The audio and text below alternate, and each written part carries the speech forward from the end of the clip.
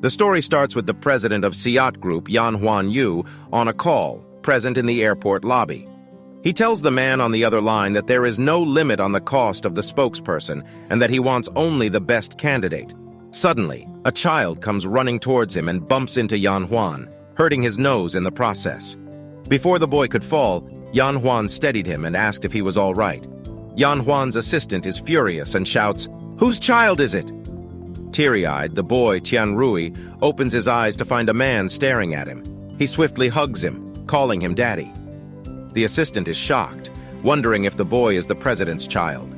Tianrui finds Yan Huan to be a powerful man and is sure he will save him from the bad guys following him. But Yan Huan shoves him sideways, impatient. With tears in his eyes, Tianrui tells him that the plane is about to take off at 9:30 a.m. and that he thought he wouldn't be able to catch up with him and Mommy. He tries to tell Yan Huan through his eyes that he must understand what he means. The bad people have tried to give Tianrui some weird candy and said they want to take him to the amusement park. His mother had told him that only bad people would do this. Yan Huan immediately understood that the boy was asking for his help. To him, the boy seemed quite clever, and he immediately realized that he might be in danger. He stares fiercely at the bad man and asks his assistant to call security, while the boy holds tightly to Yan Huan's leg. Meanwhile, a woman is looking for her child and demanding a security guard strictly check all passengers with children. She is the female protagonist, Qi Xiayi. But the security guard is irritated and tells her not to disturb others as they will make an announcement shortly. Qi Xiayi finally notices Tianrui, who is waving to her. She immediately hugs him, relieved to have found him. Tianrui assures his mother that he took her advice not to mess up and to be afraid if something happens. The security guard looks at the family of three and asks Qi Xiayi why she said her child was lost when he was with his father all along. He is angry at her and asks her if she has nothing better to do than fool him. Qi Xiayi is confused and turns to look at Yan Huan. She is shocked to see the long-legged man hovering over her much smaller figure. A perfect idea strikes Tianrui's mind. He plans to make the man his daddy for real and make Mommy and him a perfect match. Meanwhile, Qi Xiayi, who is flustered, immediately waves her hand, clarifying that Yan Huan wasn't her husband. But the security guard is still angry and tells her not to fool him. He further says that it is clear as day that both the father and son look exactly the same. Hearing this, Tianrui and Yan Huan look at each other. But Qi Xiayi immediately turns his son's head away and continues to argue with the guard. Yan Huan stares at the blood diamond worn by Qi Xiayi. It looked quite similar to the one passed down in his family. He finally realizes and wonders if she was the woman who was with him that night 6 years ago. Qi Xiayi notices Yan Huan staring at her. The look he gave her made her fluster inexplicably. She decides to stay away from him. She then notices the clock and walks away, telling her son that it is now time for their flight. But Tianrui was reluctant to leave and didn't understand why his mother was trying to run away. He senses that something is wrong, wondering if the man was really his father. He then decided to give it a try and screamed their flight number out loud for Yan Huan to hear. Yan Huan successfully hears him. As Tianrui starts to scream about their boarding pass, Qi Xiayi quickly puts her hands on the boy's mouth, stopping him from screaming in public. Yan Huan immediately orders his assistant to cancel the private jet and book the same flight as that woman and child, confusing the assistant. Yan Huan then smirks and mutters, "See you on the plane, baby." On the other hand, Qi Xiayi gets chills, probably because Yan Huan was talking about her. The scene shifts to Qi Xiayi and her son sitting awkwardly in the noisy economy class. Qi Xiayi apologizes to Tianrui for only buying discounted economy class tickets. Tianrui happily smiles and tells her it's fine, as he is with his mother. Suddenly, an air hostess appears and congratulates them. She tells them that the airline is holding a lucky draw for passengers, and they have been upgraded to first class for free. Hearing this, Qi Xiayi and Tianrui both become extremely happy and embrace each other. But the boy knows that it was Yan Huan's doing. To him, it seems as if the man isn't just a stranger, and there's more to the story. They soon move to first class. Qi Xiayi is having difficulty placing her baggage, but Yan Huan instantly appears and helps her, surprising her. The assistant watches the scene unfold from a distance. It was a rare sight for him to see his boss become a gentleman to women. His boss not only didn't take the private jet today, but also found excuses to transfer them to first class. Chixiayi asks Han Yuan what he is doing here, to which he smirks and tells her it means they are destined. Meanwhile, Tianrui was busy eating and told her that the gentleman had helped them a lot, so she should thank him. But Chixiayi is reluctant to do so. Yan Huan gives her a smug smile and asks her to set a good example for her child. Chixiayi finds the man quite cheeky, but decides to thank him for the sake of her child. And so she thanks him. Taking a closer look at Yan Huan, Chixiayi realizes that he indeed looks like her son. She wonders if he could be the man she was with 6 years ago, but she instantly shakes her head, denying the possibility. Yan Huan, who is staring at the blood diamond, tells Chixiayi that the necklace looks very special and asks where she bought it. Chixiayi tells him that she found the necklace in her hand when she woke up from a drunken night 6 years ago. The memory of that night seems vague to Chixiayi.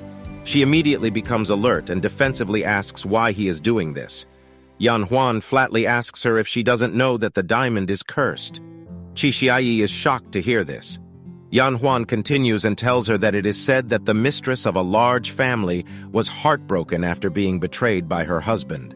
And in extreme pain, she vowed to use her own life to curse the men of that family, without even sparing her son. She then took off her diamond ring and cut the boy's cheek. Looking at the bloody diamond, she laughed wildly and cast a curse, and she told her son to marry his first woman and treat her wholeheartedly, or else he would die before 30. Chixiayi and Tianrui knew that Yan Huan's story was mere, baseless imagination created out of nothing. Tianrui wonders what Yan Huan was trying to do.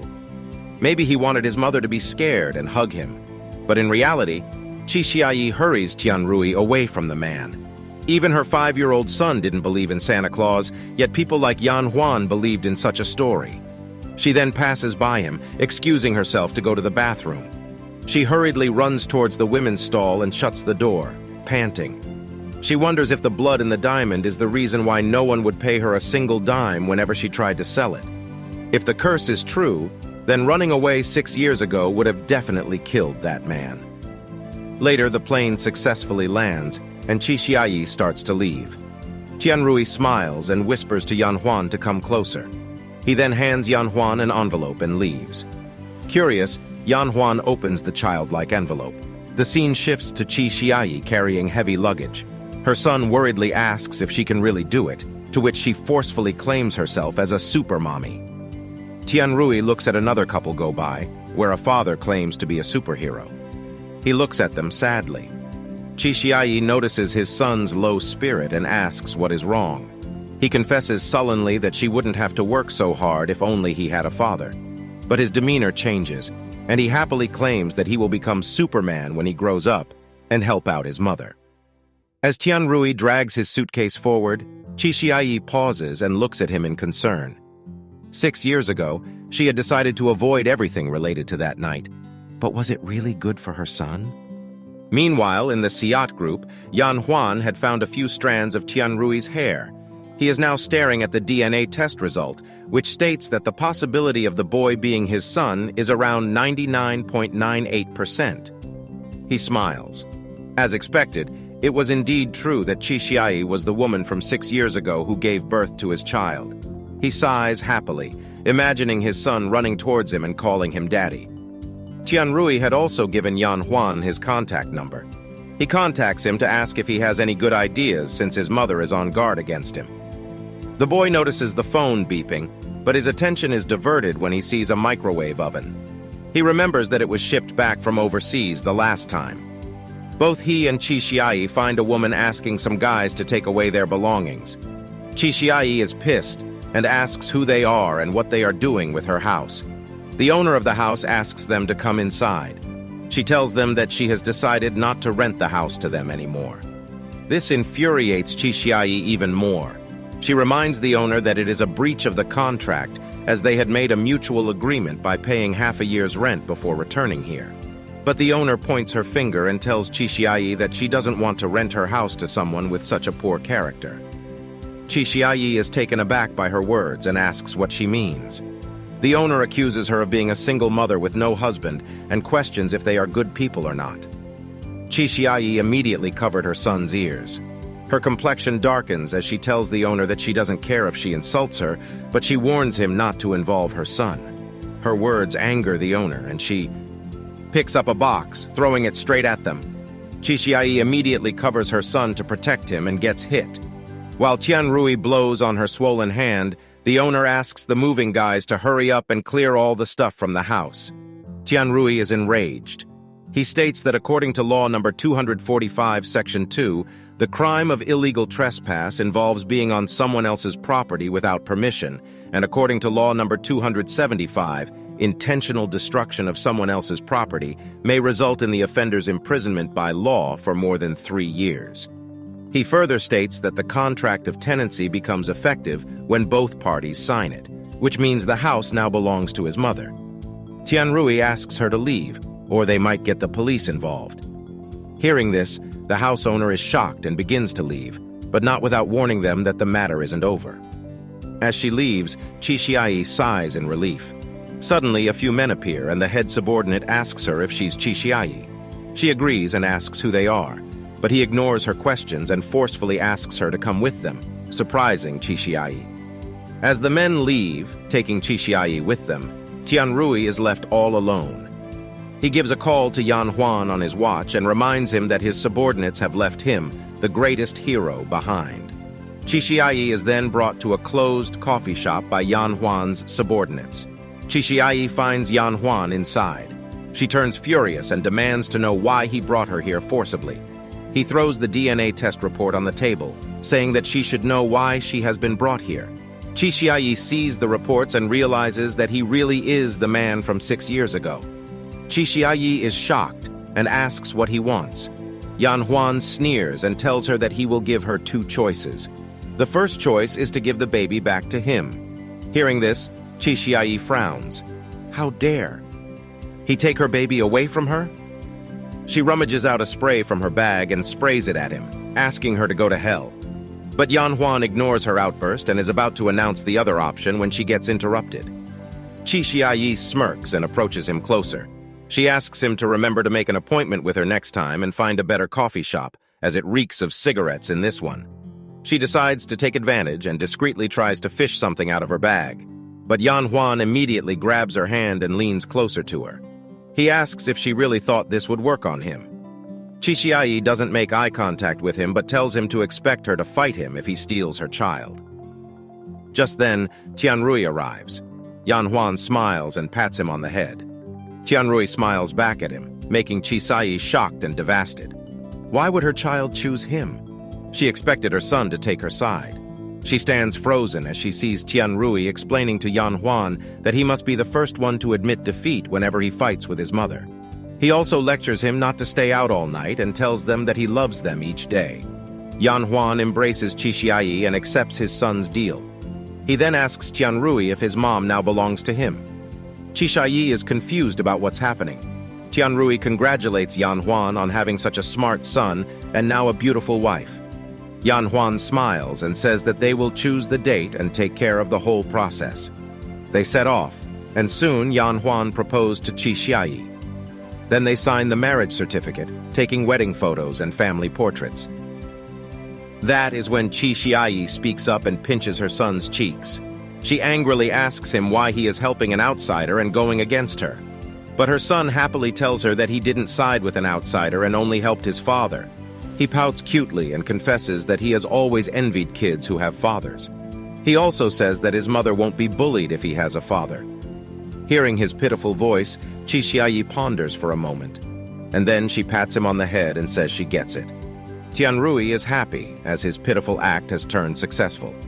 Then Chishiai looks at Yan Huan, telling his assistant to contact pictures from every hotel in the city and pick one to prepare for the wedding banquet. Chishiai firmly tells him that she can only marry him on one condition. The assistant leaves the room, taking Tianrui with him. Yan Huan asks what her condition is, to which she tells him she wants to keep their marriage private. Moreover, she won't use the title Mrs. Yan for at least a year when standing beside him. Hearing this, Yan Huan asks her why she has such conditions. She tells him that she has obviously accepted to marry him to give Tianrui a proper family, and for her cute son, she is ready to make such a little sacrifice. But to her, Yan Huan was still a stranger. She explained to him that if they find each other incompatible, it will create problems. Hence, a private marriage is the best solution to lower the effect. Especially since he's a businessman, he should understand the benefits. Yan Huan ponders for a while. Qi Xiaoyi chuckles and asks him if he doesn't have the confidence to make her fall in love within 1 year. Yan Huan swiftly grabs her by the waist, saying that she doesn't need to. Use that kind of word to irritate him. Qi Xiaoyi is infuriated by his gesture and blushes. Yan Huan tells her that he can agree with her condition, but she cannot escape her duty as a wife. He then whispers, asking if she agrees. His words make Yan Huan blush profusely as she imagines the duty he wants her to fulfill. She flusters and begins to argue, but Yan Huan interrupts her. He gives her an example of her wifely duty, which was to attend the Aurora Hotel's charity banquet as his partner. Qi Xiaoyi is taken aback, as she didn't expect him to say this. He tells her that it's fine to keep her identity as his wife a secret, but she has to perform this duty. He then gets closer to her and smirks, whispering if she was thinking about something else. Qi Xiaoyi walks away, her cheeks red, and says she wasn't. She tells him that she will then meet him at the Aurora Hotel at 7 p.m. Yan Huan asks her to wait, as she will need a special invitation card to get in. He tells her that he will send his assistant to give one to her. Qi Xiaoyi tells him that there is no need since she is specially invited as a dessert chef. She then takes off the blood diamond necklace, advising him to find someone else to break the curse, as she didn't want to carry the burden.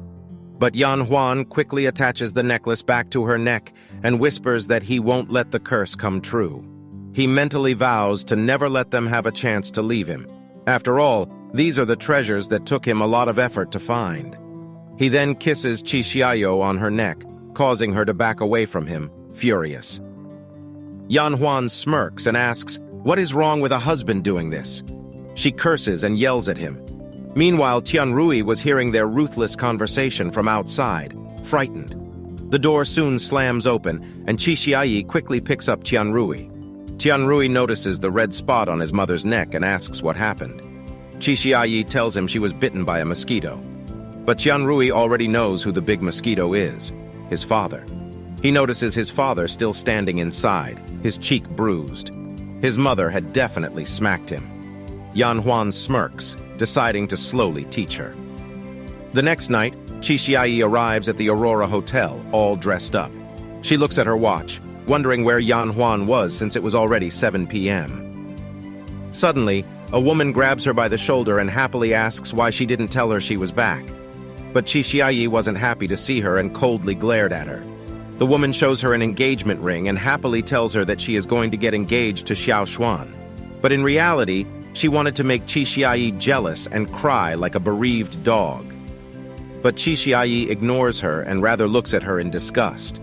It might not be a coincidence since she was also engaged to Xiao Shun. Qi Xiaoyi walks away, telling her not to follow in her footsteps and be fooled by him. This irritates the woman, and she asks Qi Xiaoyi if she was jealous of her and Xiao Shun since the man she couldn't hold up is now so loyal to her. Qi Xiaoyi chuckles, making the woman more furious, and she asks why she is laughing. She tells the woman that it is because only flies stick to the trash. With this, the video ends. What really happened 6 years ago that led to the birth of Qi Xiaoyi and Yan Huan's son? Will Qi Xiaoyi's heart soften eventually for her newlywed husband?